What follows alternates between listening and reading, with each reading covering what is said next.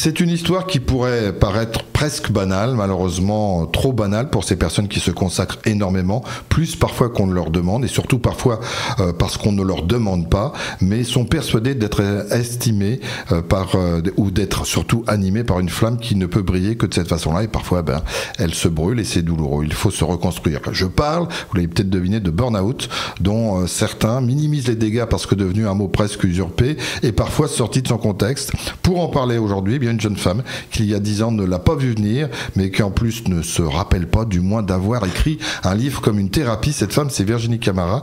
Bonjour Virginie. Bonjour. Et vous venez de sortir un livre, J'ai visité le burn-out. C'est pas fou, mais on en revient. J'adore le titre. Merci. Et on est content que vous soyez revenu, et oui. notamment pour en parler sur cette antenne. C'est un livre qui vient de sortir, oui. Et pourtant, vous l'avez écrit il y a 10 ans. La première partie, j'ai écrit en 2016, après mon burn-out qui a eu lieu en 2013.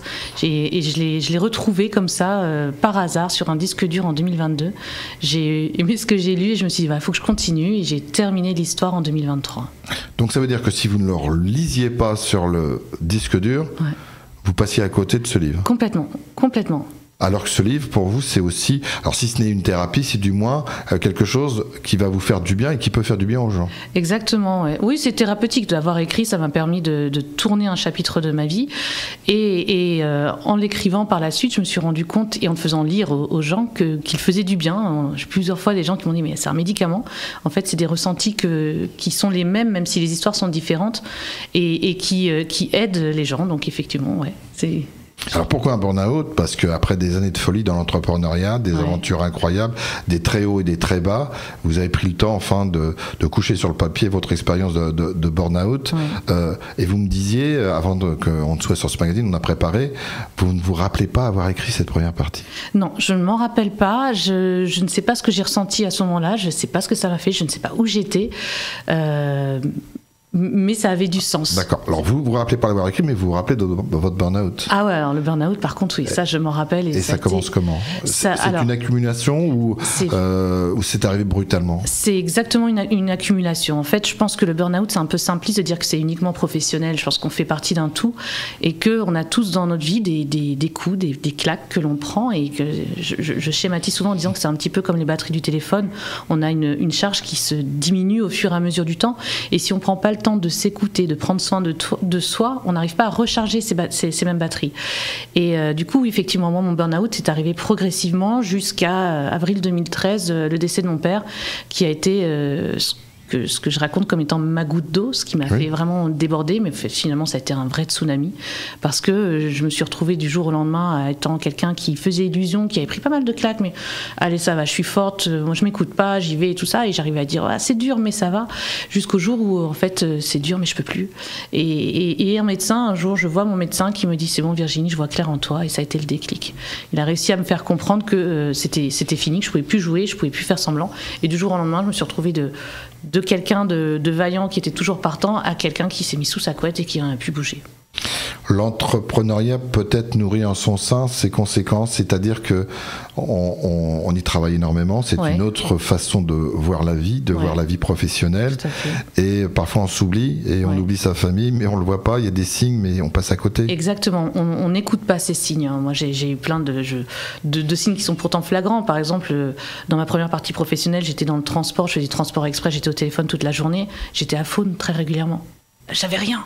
J'étais à faune, je pouvais plus parler. C'est vrai que c'est déjà un signe. C'est un sacré signe, Et voilà, j'ai eu plein de signes. J'avais des maux de ventre, je ne savais pas trouver pourquoi les médecins ne trouvaient pas. J'ai fait plein de choses. J'ai eu plein de petits symptômes. Mon corps m'envoyait le message arrête, t'en peux plus, t'es au bout. Je me blessais tout le temps, voilà. Et jusqu'au moment où mon corps et mon cerveau se sont alliés et m'ont dit c'est bon, on arrête. Et du jour au lendemain, c'est stop. C'est stop, il n'y a plus d'énergie, il n'y a plus rien, on ne peut plus avancer. Alors là où votre livre est hyper intéressant, c'est que ce n'est pas une descente uniquement dans la dépression, parce que vous dites votre burn-out est un cadeau. Exactement. Ce qui est fou parce que c'est une expérience bien que très douloureuse, et vous l'avez dit très longue, c'est aussi le début d'autre chose. C'est ça. La chance de pouvoir faire notamment une véritable introspection. C'est ça, voilà. C'est pour ça que j'ai appelé mon livre J'ai visité le burn-out. C'est comme un voyage. Donnez-le-moi que je le montre à la caméra. Pardon. Le voici. J'ai visité le burn-out, c'est pas fou, mais on en revient. C'était vraiment comme un voyage. C'est un voyage initiatique où on va plonger au plus profond de soi. C'est douloureux, c'est violent, ça prend du temps. Mais ce qui est important dans le titre aussi, c'est pas fou, mais on en revient. Effectivement, je vis ça aujourd'hui. Alors avec le recul, en plein dans mon burn-out sous ma couette, quand j'arrivais pas à me lever, m'occuper de moi, de mes enfants et tout ça, je voyais pas ça comme un cadeau du tout. Mais aujourd'hui, avec le recul, je sais que ça a été la chance de faire un reset, de recommencer quelque chose, et avec de super bases, parce que maintenant je me connais, je connais mes limites, je sais les poser, je sais ce que j'ai envie de faire, je sais ce que j'ai pas envie de faire, et je m'écoute en fait, tout simplement. Donc c'est effectivement un cadeau. Après, la première phrase sous le titre dans le livre, c'est si tu peux éviter, n'y va pas, parce que ça serait bien en fait que les gens entendent que oui, on peut s'en sortir d'un burn-out, mais si on peut éviter d'y aller et entendre d'abord tous ces signaux et prendre soin de soi en amont, c'est largement mieux. Votre livre, et je le pense comme je le dis, est une véritable thérapie, parce que c'est vraiment une histoire racontée et puis les solutions, parce que malheureusement, comme on a eu une flambée de burn-out, les gens ont commencé à dire voilà, c'est le mot à la mode, tout le monde prend un burn-out, et ne font plus attention à leurs voisins, donc ils n'ont plus ce sentiment de bienveillance par rapport aux gens avec qui ils travaillent, voire même avec qui ils vivent. Exactement, c'est un peu galvaudé le mot, c'est à moins de petits coups de mou. C'est pour ça que j'aime bien votre titre, parce que on a envie d'aller plus loin. Ouais. C'est pas fou, mais on en revient. Non. On en revient, ouais. Et effectivement, le burn-out, on sait qu'aujourd'hui, il y a des études qui montrent que 40% des salariés souffrent de burn-out, ce qui est quand même fou, dont 13% burn-out sévère.